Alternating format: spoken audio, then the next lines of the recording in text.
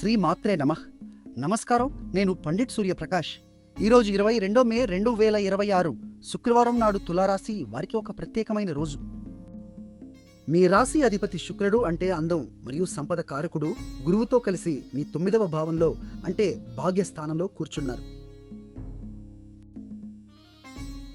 ఈ కలయికు జ్యోతిష్యంలో అత్యంత శుభమైనదిగా చెబుతారు.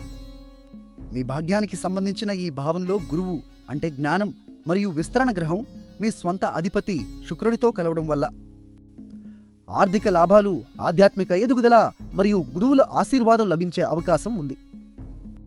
ఈ రోజు చంద్రుడు ఆశ్లేష నక్షత్రంలో ఉన్నారు.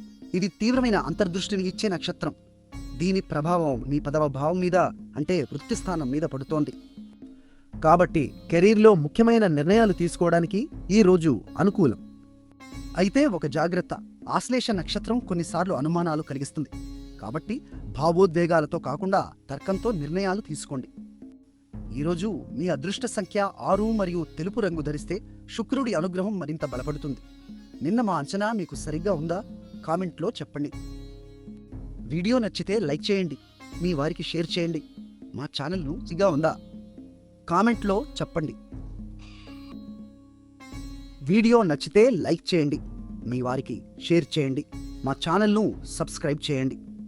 చివరగా మహాలక్ష్మీదేవిని ప్రార్థించి ఓం శుక్రాయ నమః అని 3 సార్లు జపించండి.